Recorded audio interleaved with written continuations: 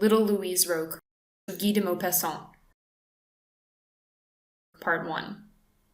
The former soldier, Médéric Rampel, familiarly called Médéric by the country folks, left the post office of Roilly-le-Toire at the usual hour.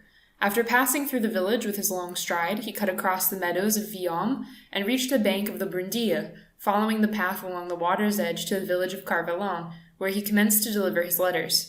He walked quickly, following the course of the narrow river, which frothed, murmured, and boiled in its grassy bed beneath an arch of willows. Médéric went on without stopping, with only this thought in his mind. My first letter's for the Poivron family, then I have one for Monsieur Renardet, so I must cross the wood. His blue blouse, fastened round his waist by a black leather belt, moved in a quick, regular fashion above the green hedge of willow trees, and his stout stick of holly kept time with his steady tread. He crossed the Brindille on a bridge consisting of a tree trunk with a handrail of rope, fastened at either end to a stake driven in the ground. The wood, which belonged to Monsieur Renardet, the mayor of Carvellon and the largest landowner in the district, consisted of huge old trees, straight as pillars and extending for about half a league along the left bank of the stream, which served as a boundary to this immense dome of foliage. Alongside the water, large shrubs had grown up in the sunlight, but under the trees one found nothing but moss, thick, soft, and yielding, from which arose, in the still air, an odor of dampness and of dead wood. Médéric slackened his pace, took off his black cap adorned with red lace, and wiped his forehead, for it was by this time hot in the meadows, though it was not yet 8 o'clock in the morning. He had just recovered from the effects of the heat and resumed his quick pace when he noticed at the foot of a tree a knife, a child's small knife. When he picked it up, he discovered a thimble and also a needle case not far away. Having taken up these objects, he thought, I'll entrust them to the mayor, and he resumed his journey, but now he kept his eyes open, expecting to find something else. All of a sudden he stopped short, as if he had struck against a wooden barrier. 10 paces in front of him lay stretched on her back on the moss a little girl, perfectly nude, her face covered with a handkerchief. She was about 12 years old. Médéric advanced on tiptoe, as if he apprehended some danger, and he glanced toward the spot uneasily. What was this? No doubt she was asleep. Then he reflected that a person does not go to sleep naked at 7:30 in the morning under the cool trees. So then, she must be dead, and he must be face to face with a crime. At this thought, a cold shiver ran through his frame, although he was an old soldier. And then a murder was such a rare thing in the country, and above all, the murder of a child, that he could not believe his eyes. But she had no wound, nothing save a spot of blood on her leg. How, then, had she been killed? He stopped close to her and gazed at her while he leaned on his stick. Certainly he must know her, for he knew all the inhabitants of the district, but not being able to get a look at her face, he could not guess her name. He stooped forward in order to take off the handkerchief which covered her face, then paused with outstretched hand, restrained by an idea that occurred to him. Had he the right to disarrange anything in the condition of the corpse before the official investigation? He pictured justice to himself as a kind of general whom nothing escapes, and who attaches as much importance to a lost button as to the stab of a knife in the stomach. Perhaps under this handkerchief evidence could be found to sustain a charge of murder. In fact, if such proof were there, it might lose its value if touched by an awkward hand. Then he raised himself with the intention of hastening toward the mayor's residence, but again another thought held him back. If the little girl were still alive, by any chance, he could not leave her lying there in this way. He sank on his knees very gently, a little distance from her through precaution, and extended his hand toward her foot. It was icy cold, with the terrible coldness of death which leaves us no longer in doubt. The letter-carrier, as he touched her, felt his heart in his mouth, as he said himself afterward, and his mouth parched. Rising up abruptly, he rushed off under the trees toward Monsieur Renardet's house. He walked on faster than ever with his stick under his arm, his hands clenched and his head thrust forward, while his leathern bag, filled with letters and newspapers, kept flapping at his side. The mayor's residence was at the end of the wood which served as a park, and one side of it was washed by the Brindille. It was a big square house of grey stone, very old, and had stood many a siege in former days, and at the end of it was a huge tower, 20 meters high, rising out of the water. From the top of this fortress one could formerly see all the surrounding country. It was called the Fox's Tower, without anyone knowing exactly why, and from this appellation, no doubt, had come the name Renardet, borne by the owners of this fief, which had remained in the same family, it was said, for more than 200 years. For the Renardets formed part of the upper middle class, all but noble, to be met with so often in the province before the Revolution. The postman dashed into the kitchen, where the servants were taking breakfast, and exclaimed, "Is the mayor up? I want to speak to him at once." Médéric was recognized as a man of standing and authority, and they understood that something serious had happened. As soon as word was brought to Monsieur Renardet, he ordered the postman to be sent up to him. Pale and out of breath with his cap in his hand, Médéric found the mayor seated at a long table covered with scattered papers. He was a large, tall man, heavy and red-faced, strong as an ox, and was greatly liked in the district, although of an excessively violent disposition. Almost 40 years old and a widower for the past 6 months, he lived on his estate like a country gentleman. His choleric temperament had often brought him into trouble from which the magistrates of Roilly-le-Toir, like indulgent and prudent friends, had extracted him. Had he not one day thrown the conductor of the diligence from the top of his seat because he came near running over his retriever, Micmac? Had he not broken the ribs of a gamekeeper who abused him for having, gun in hand, passed through a neighbor's property? Had he not even caught by the collar the sub-prefect, who stopped over in the village during an administrative circuit, called by Monsieur Renardet an electioneering circuit, for he was opposed to the government in accordance with family traditions? The mayor asked, "What's the matter now, Médéric?" "I found a little girl dead in your wood." Renardet rose to his feet, his face the color of a brick. "What do you say, a little girl?" "Yes, monsieur, a little girl, quite naked, on her back, with blood on her, dead, quite dead." The mayor gave vent to an oath. "By God, I'd make a bet it is little Louise Roque. I have just learned that she did not go home to her mother last night. Where did you find her?" The postman described the spot, gave full details, and offered to conduct the mayor to the place. But Renardet became brusque. "No, I don't need you. Send the watchman, the mayor's secretary, and the doctor to me at once, and resume your rounds. Quick, quick, go and tell them to meet me in the wood." The letter-carrier, a man used to discipline, obeyed and withdrew, angry and grieved at not being able to be present at the investigation. The mayor, in his turn, prepared to go out, took his big soft hat and paused for a few seconds on the threshold of his abode. In front of him stretched a wide sward, in which were 3 beds of flowers in full bloom, one facing the house and the others at either side of it. Farther on, the outlying trees of the woods rose skyward, while at the left, beyond the Bredilla, which at that spot widened into a pond, could be seen long meadows, an entirely green flat sweep of country, intersected by trenches and hedges of pollard willows. To the right, behind the stables, the outhouses and all the buildings connected with the property, might be seen the village, which was wealthy, being mainly inhabited by cattle breeders. Renardet slowly descended the steps in front of his house, and turning to the left gained the water's edge, which he followed at a slow pace, his hand behind his back. He walked on with bent head, and from time to time glanced round in search of the persons he had sent for. When he stood beneath the trees, he stopped, took off his hat, and wiped his forehead, as Médéric had done, for the burning sun was darting its fiery rays on the earth. Then the mayor resumed his journey, stopped once more and retraced his steps. Suddenly, stooping down, he steeped his handkerchief in the stream that glided along at his feet, and spread it over his head, under his hat. Drops of water flowed down his temples over his ears, which were always purple, over his strong red neck, and made their way, one after the other, under his white shirt collar. As nobody had appeared, he began tapping with his foot. Then he called out, "Hello? Hello?" A voice at his right answered, "Hello, hello," and the doctor appeared under the trees. He was a thin little man, an ex-military surgeon, who passed in the neighborhood for a very skillful practitioner. He limped, having been wounded while in the service, and had to use a stick to assist him in walking. Next came the watchman and the mayor's secretary, who, having been sent for at the same time, arrived together. They looked scared and hurried forward, out of breath, walking and running alternately to hasten their progress, and moving their arms up and down so vigorously that they seemed to do more work with them than with their legs. Renardet said to the doctor, "You know what the trouble is about?"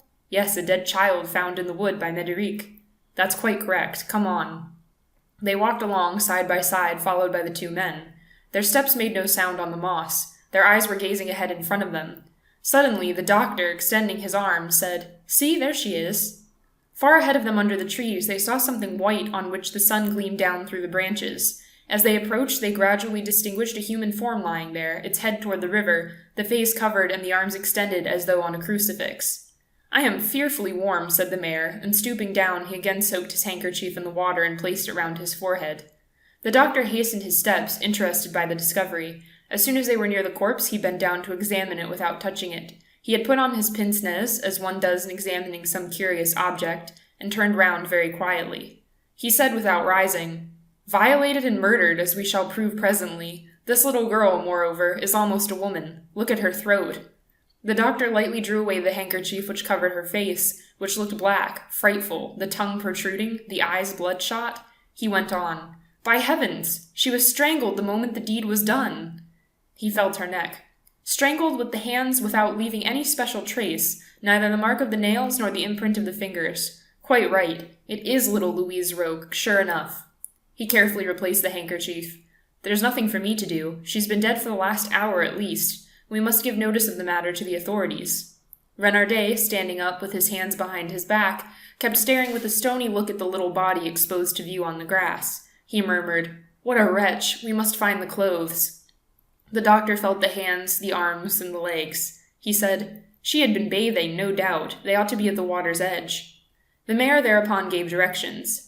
"Do you, Principe," this was his secretary, "go and find those clothes for me along the stream. You, Maxime," this was the watchman, "hurry on toward Rue Litoire and bring with you the magistrate and the gendarmes. They must be here within an hour, you understand?" The two men started at once, and Renardet said to the doctor, "What miscreant could have done such a deed in this part of the country?" The doctor murmured, "Who knows? Anyone is capable of that, everyone in particular and no one in general.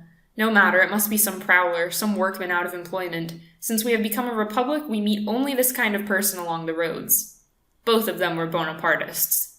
The mayor went on, "Yes, it can only be a stranger, a passer-by, a vagabond without hearth or home." The doctor added with the shadow of a smile on his face, "And without a wife. Having neither a good supper nor a good bed, he became reckless. You can't tell how many men there may be in the world capable of a crime at a given moment. Did you know that this little girl had disappeared?" And with the end of his stick he touched one after the other the stiffened fingers of the corpse, resting on them as on the keys of a piano. "Yes, the mother came last night to look for me about 9 o'clock, the child not having come home at 7 to supper. We looked for her along the roads up to midnight, but we did not think of the wood. However, we needed daylight to carry out a thorough search." "Will you have a cigar?" said the doctor. "Thanks, I don't care to smoke. The thing affects me so." They remained standing beside the corpse of the young girl, so pale on the dark moss. A big blue fly was walking over the body with his lively, jerky movements. The two men kept watching this wandering speck. The doctor said, "How pretty it is, a fly on the skin. The ladies of the last century had good reason to paste them on their faces. Why has this fashion gone out?" The mayor seemed not to hear, plunged as he was in deep thought. But all of a sudden he turned round, surprised by a shrill noise. A woman in a cap and blue apron was running toward them under the trees. It was the mother, Louise Roque. As soon as she saw Renardet, she began to shriek, "My little girl! Where's my little girl?" so distractedly that she did not glance down at the ground. Suddenly she saw the corpse, stopped short, clasped her hands, and raised both her arms, while she uttered a sharp, heart-rending cry, the cry of a wounded animal. Then she rushed toward the body, fell on her knees, and snatched away the handkerchief that covered the face. When she saw that frightful countenance, black and distorted, she rose to her feet with a shudder. Then sinking to the ground, face downward, she pressed her face against the ground and uttered frightful, continuous screams on the thick moss. Her tall, thin frame, with its close-clinging dress, was palpitating, shaken with spasms. One could see her bony ankles and her dried-up calves, covered with coarse blue stockings, shaking horribly. She was digging the soil with her crooked fingers, as though she were trying to make a hole in which to hide herself. The doctor, much affected, said in a low tone, "Poor old woman." Renardet felt a strange sensation. Then he gave vent to a sort of loud sneeze, and drawing his handkerchief from his pocket, he began to weep internally, coughing, sobbing, and blowing his nose noisily. He stammered, damned pig to do this. I would like to see him guillotined." Principe reappeared with his hands empty. He murmured, "I have found nothing, Monsieur le Maire, nothing at all anywhere." The mayor, alarmed, replied in a thick voice, drowned in tears, "What is it that you could not find?" "The little girl's clothes." Well, look again and find them, or you'll have to answer to me." The man, knowing that the mayor would not brook opposition, set forth again with hesitating steps, casting a timid side glance at the corpse. Distant voices were heard under the trees, a confused sound, the noise of an approaching crowd, for Médéric had, in the course of his rounds, carried the news from door to door. The people of the neighborhood, dazed at first, had gossiped about it in the street, from one threshold to another. Then they gathered together. They talked over, discussed, and commented on the event for some minutes, and had now come to see for themselves. They arrived in groups, a little faltering and uneasy, through fear of the first impression of such a scene on their minds. When they saw the body, they stopped, not daring to advance, and speaking low. Then they grew bolder, went on a few steps, stopped again, advanced once more, and presently formed around the dead girl, her mother, the doctor, and Renardet, a close circle, restless and noisy, which crowded forward at the sudden impact of newcomers. And now they touched the corpse. Some of them even bent down to feel it with their fingers. The doctor kept them back. But the mayor, waking abruptly out of his torpor, flew into a rage, and seizing Dr. Labarbe's stick, flung himself on the townspeople, stammering, Clear out, you pack of brutes, clear out!" And in a second the crowd of sightseers had fallen back 200 paces. Mother La Roque had risen to a sitting posture and now remained weeping with her hands clasped over her face. The crowd was discussing the affair, and young lads' eager eyes curiously scrutinized this nude young form. Renardet perceived this, and abruptly taking off his coat, he flung it over the little girl, who was entirely hidden from view beneath the large garment. The secretary drew near quietly. The wood was filled with people, and a continuous hum of voices rose up under the tangled foliage of the tall trees. The mayor, in his shirt sleeves, remained standing, with his stick in his hands, in a fighting attitude. He seemed exasperated by this curiosity on the part of the people, and kept repeating, "If one of you come nearer, I'll break his head just as I would a dog's." The peasants were greatly afraid of him. They held back. Dr. Labarbe, who was smoking, sat down beside La Roque and spoke to her in order to distract her attention. The old woman at once removed her hands from her face and replied with a flood of tearful words, emptying her grief in copious talk. She told the whole story of her life, her marriage, the death of her man, a cattle drover, who had been gored to death, the infancy of her daughter, her wretched existence as a widow without resources and with a child to support. She had only this one, her little Louise, and the child had been killed in this wood. Then she felt anxious to see her again, and dragging herself on her knees toward the corpse, she raised up one corner of the garment that covered her. Then she let it fall again and began wailing once more. The crowd remained silent, eagerly watching all the mother's gestures. But suddenly there was a great commotion at the cry of, "The gendarmes! The gendarmes!" 2 gendarmes appeared in the distance, advancing at a rapid trot, escorting their captain and a little gentleman with red whiskers, who was bobbing up and down like a monkey on a big white mare. The watchman had just found Monsieur Poutoin, the magistrate, at the moment when he was mounting his horse to take his daily ride, for he posed as a good horseman, to the great amusement of the officers. He dismounted along with the captain, and pressed the hands of the mayor and the doctor, casting a ferret-like glance on the linen coat beneath which lay the corpse.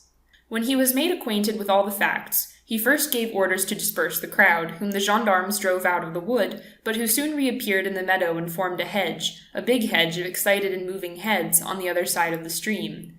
The doctor, in his turn, gave explanations, which Renardet noted down in his memorandum book. All the evidence was given, taken down, and commented on, without leading to any discovery. Maxime, too, came back without having found any trace of the clothes. This disappearance surprised everybody. No one could explain it except on the theory of theft, and as her rags were not worth 20 sous, even this theory was inadmissible. Part 2. The magistrate, the mayor, the captain, and the doctor set to work searching in pairs, putting aside the smallest branch along the water. Renardet said to the judge, "How does it happen that this wretch was concealed or carried away the clothes, and has thus left the body exposed in sight of everyone?" The other, crafty and sagacious, answered, "Ha, perhaps a dodge. This crime has been committed either by a brute or by a sly scoundrel. In any case, we'll easily succeed in finding him." The noise of wheels made them turn their heads round. It was the deputy magistrate, the doctor, and the registrar of the court who had arrived in their turn. They resumed their search, all chatting in an animated fashion. Renardet said suddenly, "Do you know that you are to take luncheon with me?" Everyone smilingly accepted the invitation, and the magistrate, thinking that the case of little Louise Roque had occupied enough attention for one day, turned toward the mayor. "I can have the body brought to your house, can I not? You have a room in which you can keep it for me till this evening?" The other became confused and stammered, "Yes, no. To tell the truth, I prefer that it should not come into my house on account of my servants, who are already talking about ghosts in my tower, the Fox's Tower. You know, I could no longer keep a single one. No, I prefer not to have it in my house." The magistrate began to smile. "Good, I will have it taken at once to Wally for the legal examination." And turning to his deputy, he said, "I can make use of your trap, can I not?" "Yes, certainly." They all came back to the place where the corpse lay. Mother La Roque, now seated beside her daughter, was holding her hand and staring right before her with a wandering, listless eye.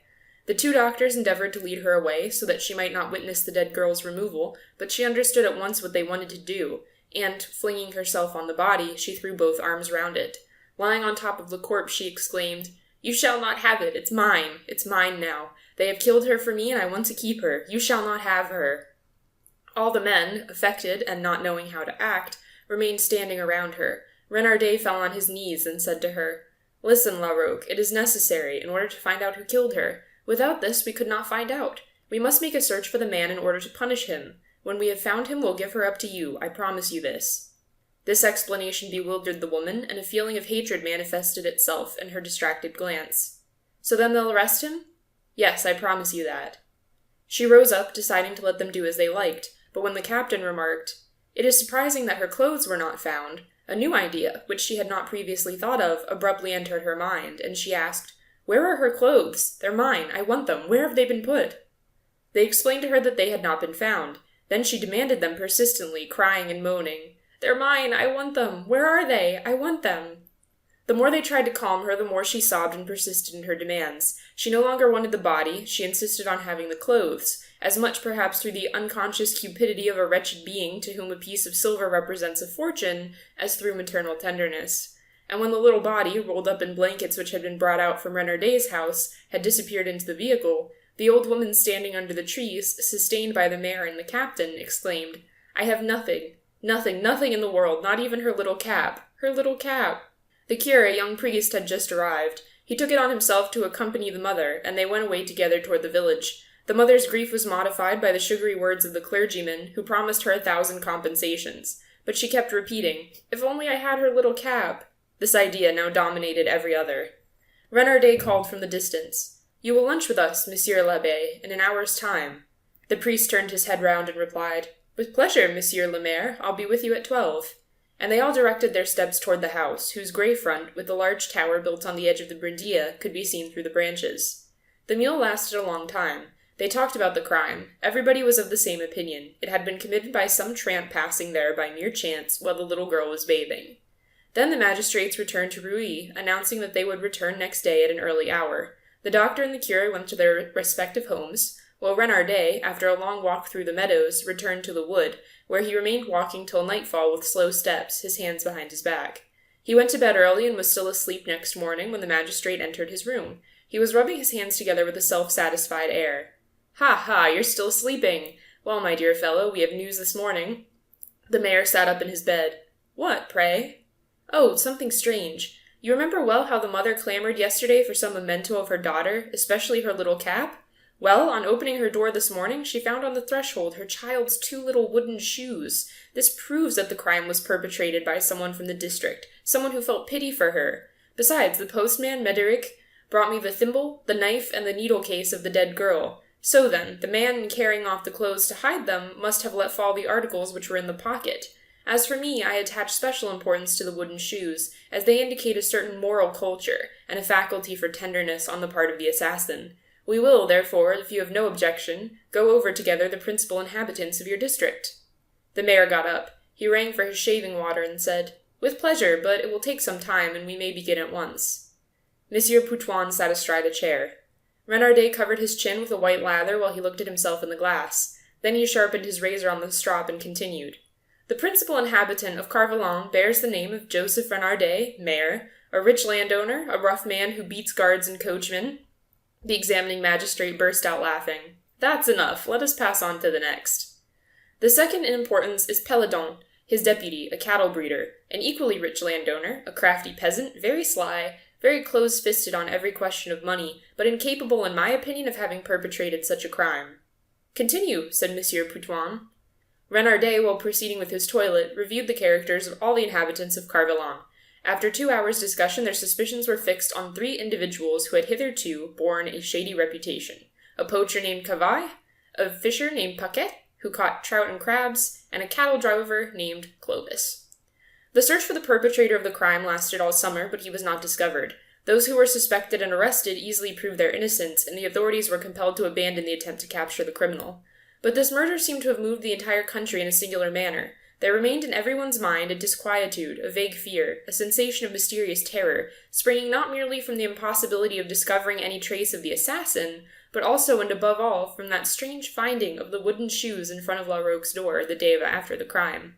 The certainty that the murderer had assisted at the investigation, that he was still, doubtless, living in the village, possessed all minds and seemed to brood over the neighborhood like a constant menace. The wood had also become a dreaded spot, a place to be avoided, and supposed to be haunted. Formerly, the inhabitants went there to spend every Sunday afternoon.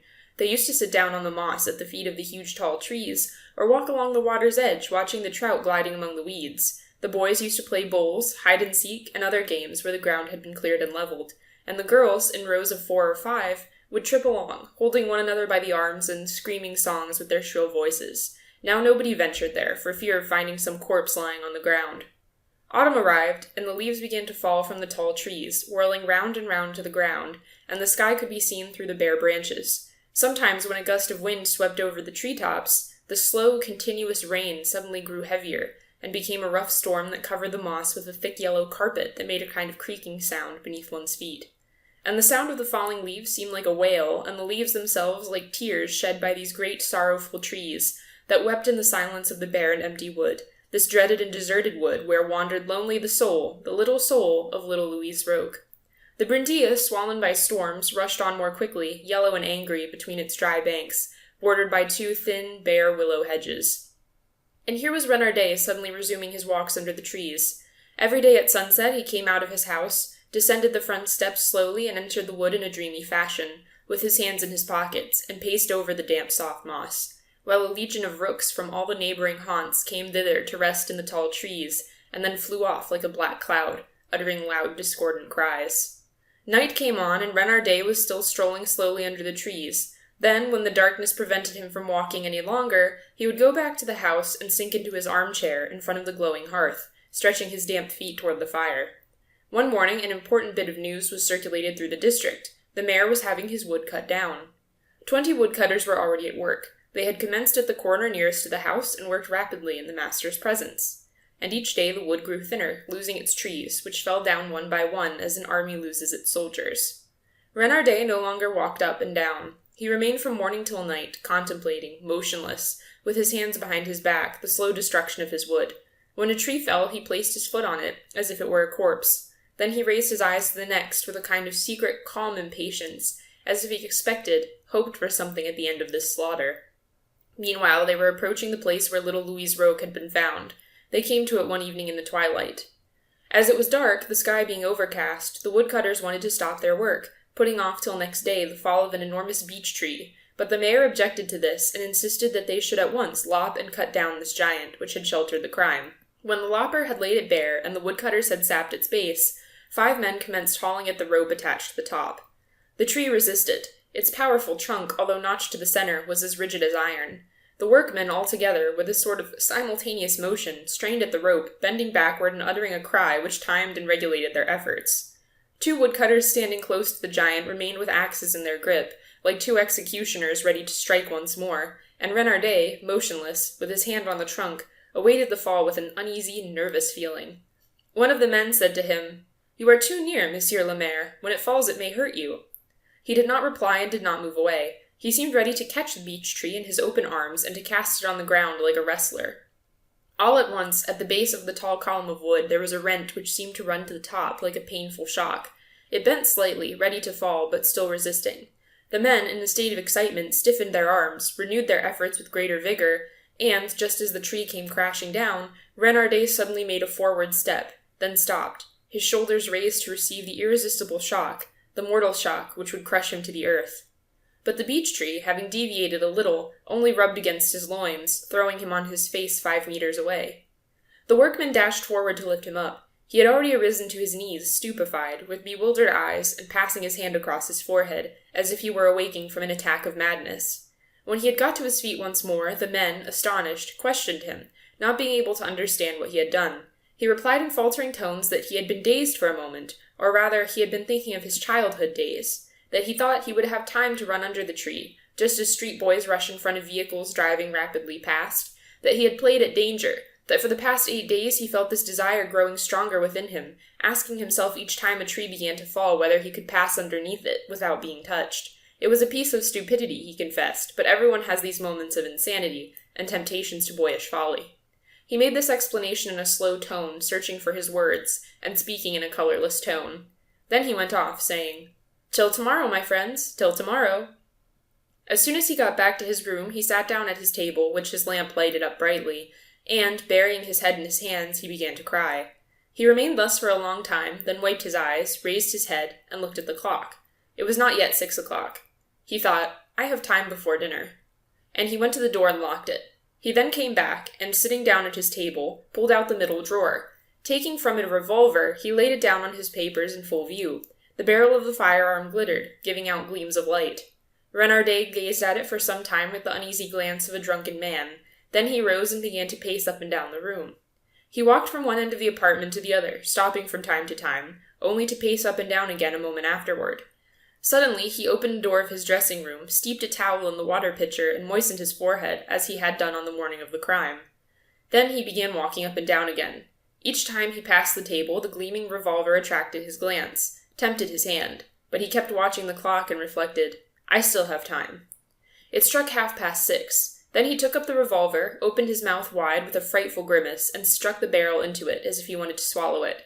He remained in this position for some seconds without moving, his finger on the trigger. Then, suddenly seized with a shudder of horror, he dropped the pistol on the carpet. He fell back on his armchair, sobbing. "I cannot. I dare not. My God, how could I have the courage to kill myself?" There was a knock at the door. He rose up, bewildered. A servant said, "Monsieur's dinner is ready." He replied, "All right, I'm coming down." Then he picked up the revolver, locked it up again in the drawer, and looked at himself in the mirror over the mantelpiece to see whether his face did not look too much troubled. It was red as usual, a little redder, perhaps. That was all. He went down and seated himself at the table. He ate slowly, like a man who wants to prolong the meal, who does not want to be alone. Then he smoked several pipes in the hall while the table was being cleared. After that, he went back to his room. As soon as he had locked himself in, he looked under the bed, opened all the closets, explored every corner, rummaged through all the furniture. Then he lighted the candles on the mantelpiece, and, turning round several times, ran his eye all over the apartment with an anguish of terror that distorted his face, for he knew well that he would see her, as he did every night, little Louise Roque, the little girl he had attacked, and afterwards strangled.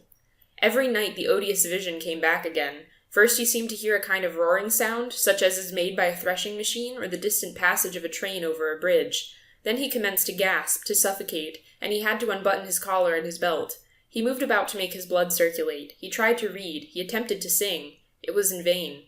His thoughts, in spite of himself, went back to the day of the murder and made him begin it all over again, in its most secret details, with all the violent emotions he had experienced from the first minute to the last.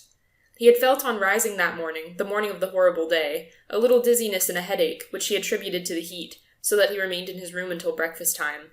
After the meal he had taken a siesta. Then, toward the close of the afternoon, he had gone out to breathe the fresh, soothing breeze under the trees in the wood. But as soon as he was outside, the heavy, scorching air of the plain oppressed him still more. The sun, still high in the heavens, poured down on the parched soil waves of the burning light. Not a breath of wind stirred the leaves. Every beast and bird, even the grasshoppers, were silent. Renardet reached the tall trees and began to walk over the moss where the brindilla produced a slight freshness of the air beneath the immense roof of branches. But he felt ill at ease. It seemed to him that an unknown invisible hand was strangling him, and he scarcely thought of anything, having usually few ideas in his head. For the last 3 months only one thought haunted him, the thought of marrying again. He suffered from living alone, suffered from it morally and physically. Accustomed for 10 years past to feeling a woman near him, habituated to her presence every moment, he had need, an imperious and perplexing need of such association. Since Madame Renardet's death, he had suffered continually without knowing why. He had suffered at not feeling her dress brushing past him, and above all, from no longer being able to calm and rest himself in her arms. He had been scarcely 6 months a widower, and he was already looking about in the district for some young girl or some widow he might marry when this period of mourning was ended.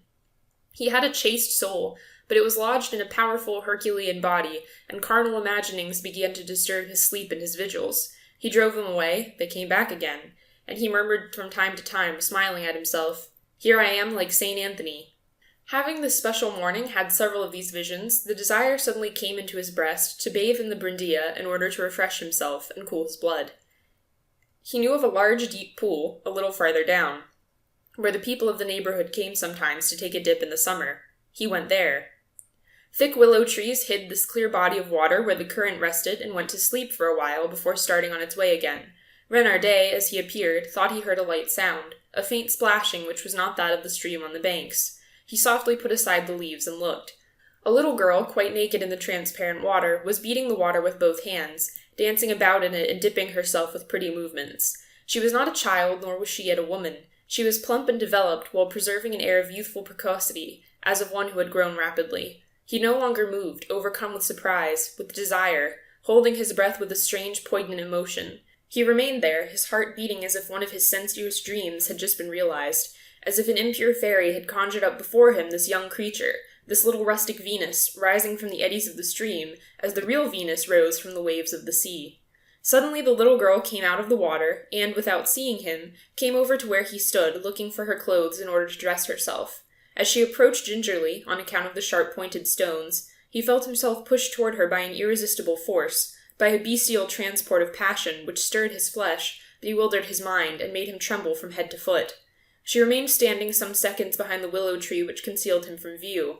Then, losing his reason entirely, he pushed aside the branches, rushed on her, and seized her in his arms. She fell, too terrified to offer any resistance, too terror-stricken to cry out. He seemed possessed, not understanding what he was doing.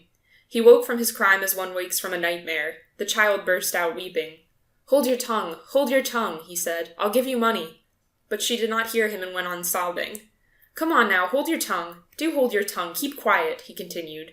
She kept shrieking as she tried to free herself. He suddenly realized that he was ruined, and he caught her by the neck to stop her mouth from uttering these heart-rending, dreadful screams. As she continued to struggle with the desperate strength of a being who is seeking to fly from death, he pressed his enormous hands on the little throat swollen with screaming, and in a few seconds he had strangled her, so furiously did he grip her. He had not intended to kill her, but only to make her keep quiet. Then he stood up, overwhelmed with horror. She lay before him, her face bleeding and blackened. He was about to rush away when there sprang up, in his agitated soul, the mysterious and undefined instinct that guides all beings in the hour of danger. He was going to throw the body into the water, but another impulse drove him toward the clothes, which he made into a small package. Then, as he had a piece of twine in his pocket, he tied it up and hid it in a deep portion of the stream, beneath the trunk of a tree that overhung the brindilla. Then he went off at a rapid pace, reached the meadows, took a wide turn in order to show himself to some peasants who dwelt some distance away at the opposite side of the district, and came back to dine at the usual hour, telling the servants all that was supposed to have happened during his walk. He slept, however, that night. He slept with a heavy, brutish sleep, like the sleep of certain persons condemned to death. He did not open his eyes until the first glimmer of dawn, and he waited till his usual hour for riding, so as to excite no suspicion. Then he had to be present at the inquiry as to the cause of death. He did so like a somnambulist, in a kind of vision which showed him men and things as in a dream, in a cloud of intoxication, with that sense of unreality which perplexes the mind at the time of the greatest catastrophes. But the agonized cry of Mother Roque pierced his heart. At that moment he had felt inclined to cast himself at the old woman's feet and to exclaim, "I am the guilty one." But he had restrained himself. He went back, however, during the night to fish up the dead girl's wooden shoes, in order to place them on her mother's threshold. As long as the inquiry lasted, as long as it was necessary to lead justice astray, he was calm, master of himself, crafty and smiling. He discussed quietly with the magistrates all the suppositions that passed through their minds, combated their opinions and demolished their arguments. He even took a keen and mournful pleasure in disturbing their investigations, in embroiling their ideas, in showing the innocence of those whom they suspected. But as soon as the inquiry was abandoned, he became generally nervous, more excitable than he had been before, although he mastered his irritability. Sudden noises made him start with fear. He shuddered at the slightest thing and trembled sometimes from head to foot when a fly alighted on his forehead. Then he was seized with an imperious desire for motion, which impelled him to take long walks and to remain up whole nights pacing up and down his room. It was not that he was goaded by remorse. His brutal nature did not lend itself to any shade of sentiment or of moral terror. A man of energy and even of violence, born to make war, to ravage conquered countries and to massacre the vanquished, full of the savage instincts of the hunter and the fighter, he scarcely took count of human life. Though he respected the Church outwardly from policy, he believed neither in God nor in the devil, expecting neither chastisement nor recompense for his acts in another life. His sole belief was a vague philosophy drawn from all the ideas of the encyclopedists of the last century, and he regarded religion as a moral sanction of the law, the one and the other having been invented by men to regulate social relations. To kill anyone in a duel, or in war, or in a quarrel, or by accident, or for the sake of revenge, or even through bravado, would have seemed to him an amusing and clever thing, and would not have left more impression on his mind than a shot fired at a hare, but he had experienced a profound emotion at the murder of a child. He had, in the first place, perpetrated it in the heat of an irresistible gust of passion, in a sort of tempest of the senses that had overpowered his reason. And he had cherished in his heart, in his flesh, on his lips, even to the very tips of his murderous fingers, a kind of bestial love, as well as a feeling of terrified horror towards this little girl surprised by him and basely killed. Every moment his thoughts returned to that horrible scene, And, though he endeavored to drive this picture from his mind, though he put it aside with terror, with disgust, he felt it surging through his soul, moving about in him, waiting incessantly for the moment to reappear. Then, as evening approached, he was afraid of the shadow falling around him. He did not yet know why the darkness seemed frightful to him, but he instinctively feared it, and he felt that it was peopled with terrors. The bright daylight did not lend itself to fears. Things and beings were visible then, and only natural things and beings could exhibit themselves in the light of day.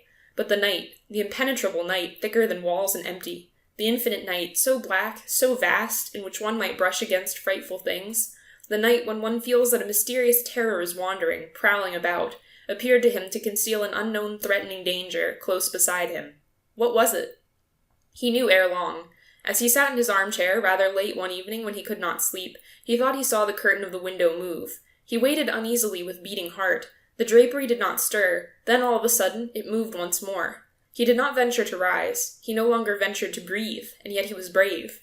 He had often fought, and he would have liked to catch thieves in his house. Was it true that this curtain did move? He asked himself, fearing that his eyes had deceived him. It was, moreover, such a slight thing, a gentle flutter of drapery, a kind of trembling in its folds, less than an undulation caused by the wind. Renardet sat still, with staring eyes and outstretched neck. He sprang to his feet abruptly, ashamed of his fear, took 4 steps, seized the drapery with both hands, and pulled it wide apart. At first he saw nothing but darkened glass, resembling plates of glittering ink. The night, the vast impenetrable night, stretched far beyond, as far as the invisible horizon. He remained standing in front of this illimitable shadow, and suddenly he perceived a light, a moving light, which seemed some distance away. Then he put his face close to the window pane, thinking that a person looking for crabs might be poaching in the Brindilla, for it was past midnight, and this light rose up at the edge of the stream under the trees. He was not able to see clearly, so Renardet placed his hands over his eyes, and suddenly this light became an illumination, and he beheld little Louise Roque naked and bleeding on the moss. He recoiled, frozen with horror, knocked over his chair and fell over on his back. He remained there some minutes in anguish of mind. Then he sat up and began to reflect. He had had a hallucination. That was all, a hallucination due to the fact that a night marauder was walking with a lantern in his hand near the water's edge. What was there astonishing, besides, in the circumstance of that recollection of his crime that should sometimes bring before him a vision of the dead girl? He rose from the ground, swallowed a glass of wine, and sat down again. He was thinking, what am I to do if this occurs again? And it would occur, he felt, it was sure of it. Already his glance was drawn toward the window. It called him, it attracted him. In order to avoid looking at it, he turned his chair round. Then he took a book and tried to read, but it seemed to him that he presently heard something stirring behind him, and he swung around his armchair on one foot. The curtain was moving again. Unquestionably it moved this time. He could no longer have any doubt about it. He rushed forward and grasped it so violently that he pulled it down with the pole. Then he eagerly glued his face to the glass. He saw nothing. All was black outside, and he breathed with the joy of a man whose life has just been saved. Then he went back to his chair and sat down again, but almost immediately he felt a longing to look out once more through the window. Since the curtain had fallen down, the window made a sort of gap, fascinating and terrible, on the dark landscape. In order not to yield to this dangerous temptation, he undressed, blew out the light, and closed his eyes. Lying on his back motionless, his skin warm and moist, he awaited sleep. Suddenly a great gleam of light flashed across his eyelids. He opened them, believing that his dwelling was on fire. All was black as before, and he leaned on his elbow to try to distinguish the window, which had still for him an inconquerable attraction. By dint of straining his eyes, he could perceive some stars, and he rose, groped his way across the room, discovered the panes with his outstretched hands, and placed his forehead close to them. There below, under the trees, lay the body of the little girl gleaming like phosphorus, lighting up the surrounding darkness. Renardet uttered a cry and rushed toward his bed, where he lay till morning, his head hidden under the pillow. From that moment his life became intolerable. He passed his days in apprehension of each succeeding night, and each night the vision came back again. As soon as he had locked himself up in his room, he strove to resist it, but in vain. An irresistible force lifted him up and pushed him against the window, as if to call the phantom, and he saw it at once, lying first in the spot where the crime was committed, in the position in which it had been found. Then the dead girl rose up and came toward him with little steps, just as the child had done when she came out of the river. She advanced quietly, passing straight across the grass and over the bed of withered flowers. Then she rose up in the air toward Renardet's window. She came toward him as she had come on the day of the crime, and the man recoiled before the apparition. He retreated to his bed and sank down upon it, knowing well that the little one had entered the room, and that she now was standing behind the curtain, which presently moved. And until daybreak he kept staring at the curtain with a fixed glance, ever waiting to see his victim depart. But she did not show herself any more. She remained there behind the curtain, which quivered tremulously now and then. And Renardet, his fingers clutching the clothes, squeezed them as he had squeezed the throat of little Louise Roque. He heard the clock striking the hours, and in the stillness the pendulum kept ticking in time with the loud beating of his heart, and he suffered, the wretched man, more than any man had ever suffered before. Then, as soon as a white streak of light on the ceiling announced the approaching day, he felt himself free, alone at last, alone in his room, and he went to sleep. He slept several hours, a restless, feverish sleep in which he retraced in dreams the horrible vision of the past night. When he went down to the late breakfast, he felt exhausted, as after unusual exertion, and he scarcely ate anything, still haunted as he was by the fear of what he had seen the night before. He knew well, however, that it was not an apparition, that the dead do not come back, and that his sick soul, his soul possessed by one thought alone, by an indelible remembrance, was the only cause of his torture, was what brought the dead girl back to life and raised her form before his eyes, on which it was ineffaceably imprinted. But he knew, too, that there was no cure, that he would never escape from the savage persecution of his memory, and he resolved to die rather than to endure these tortures any longer. Then he thought of how he would kill himself. It must be something simple and natural which would preclude the idea of suicide, for he clung to his reputation, to the name bequeathed him by his ancestors, and if his death awakened any suspicion, people's thoughts might be, perhaps, directed toward the mysterious crime, toward the murderer who could not be found, and they would not hesitate to accuse him. A strange idea came into his head, that of allowing himself to be crushed by the tree at the foot of which he had assassinated little Louise Roque, so he determined to have the wood cut down and to simulate an accident, but the beech tree refused to crush his ribs. Returning to his house, a prey to utter despair, he had snatched up his revolver, and then did not dare to fire it. The dinner bell summoned him. He could eat nothing, and he went upstairs again, as he did not know what to do. Now that he had escaped the first time, he felt himself a coward. Presently he would be ready, brave, decided, master of his courage and of his resolution. Now he was weak, and feared death as much as he did the dead girl. He faltered. I dare not venture it again. I dare not venture it. Then he glanced with terror, first at the revolver on the table, and next at the curtain which hid his window. It seemed to him, moreover, that something horrible would occur as soon as his life was ended. Something? What? A meeting with her, perhaps. She was waiting for him. She was waiting for him. She was calling him, and it was in order to seize him in her turn, to draw him toward the doom that would avenge her, and to lead him to die, that she appeared every night. He began to cry like a child, repeating, I will not venture it again. I will not venture it. Then he fell on his knees and murmured, my God, without believing, nevertheless, in God, and he no longer dared, in fact, to look at his window, where he knew the apparition was hiding, nor at his table, where his revolver gleamed. When he had risen up, he said, This cannot last, there must be an end of it.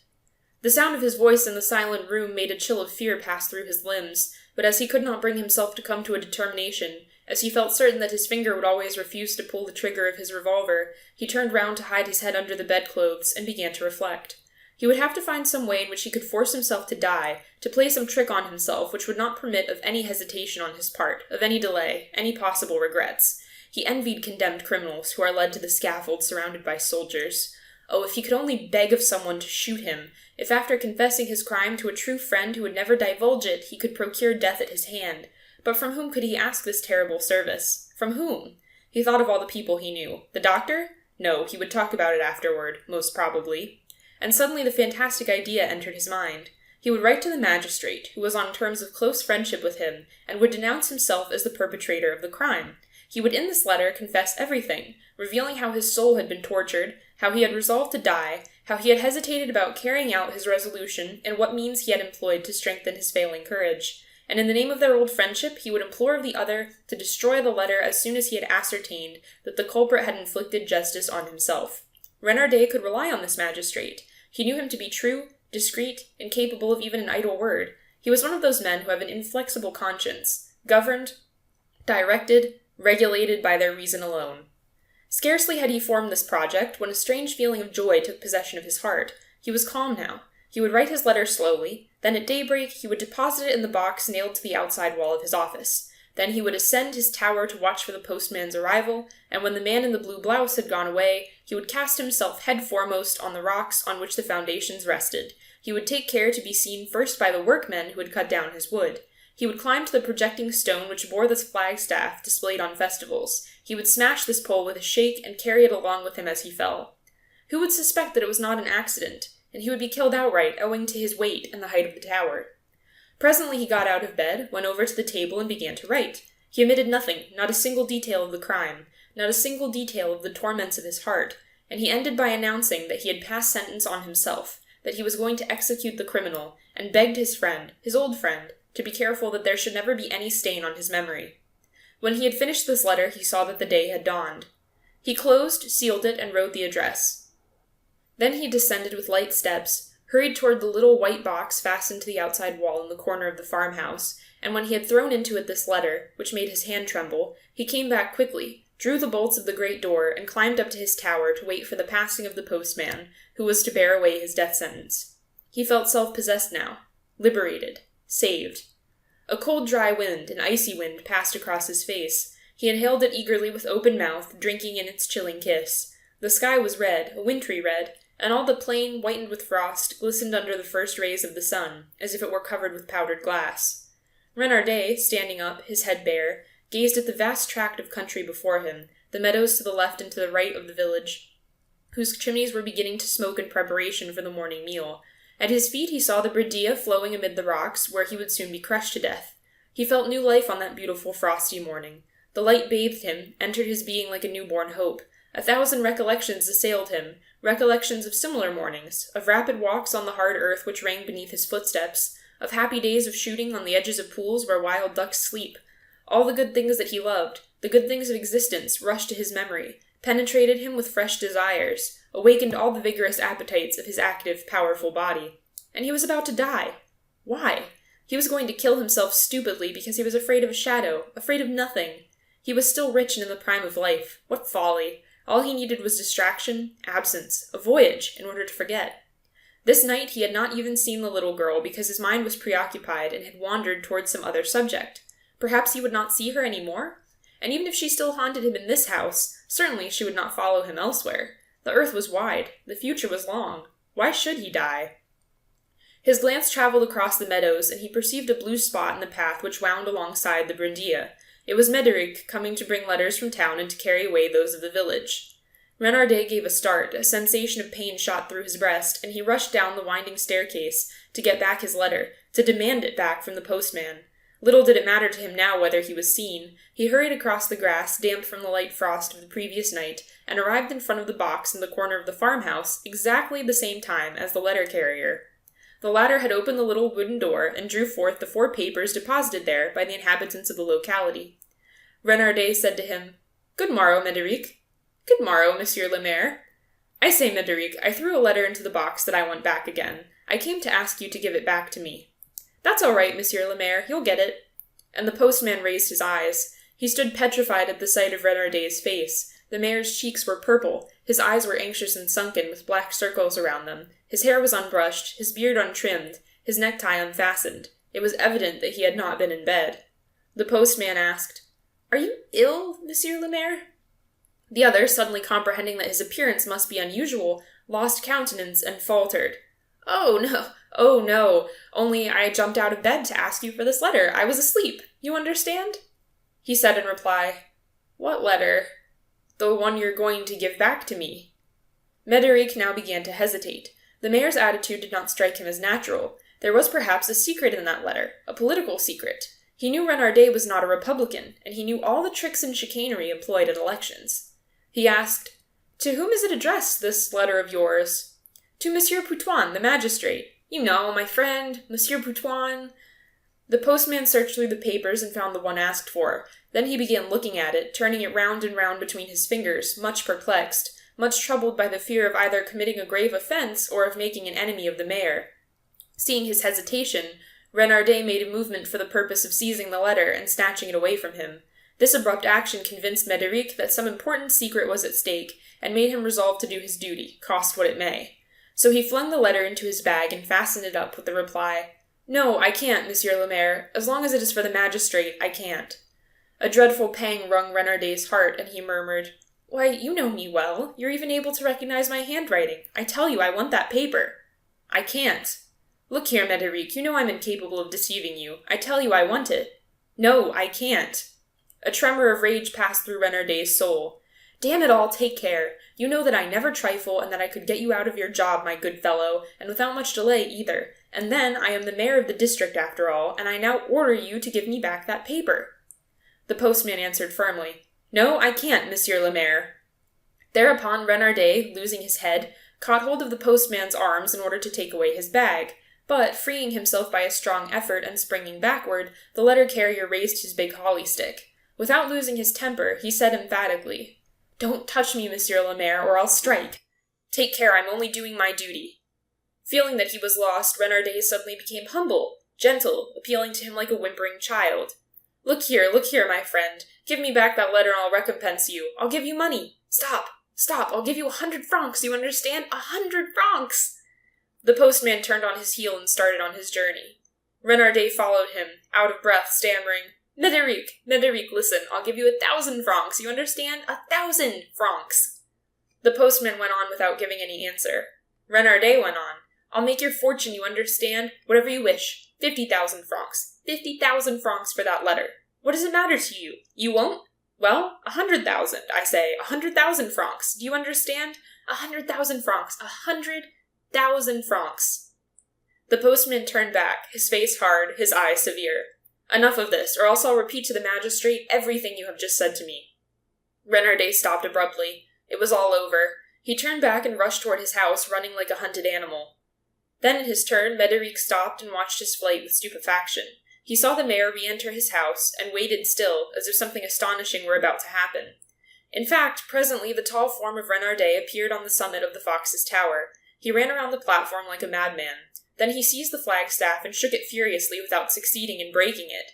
Then, all of a sudden, like a diver with 2 hands before him, he plunged into space. Médéric rushed forward to his assistance. He saw the woodcutters going to work and called out to them, telling them an accident had occurred. At the foot of the walls they found a bleeding body, its head crushed on a rock. The brindilla surrounded this rock, and over its clear, calm waters could be seen a long red thread of mingled brains and blood. End of section 28. Recording by Tatiana Chichilla, Columbus, Ohio.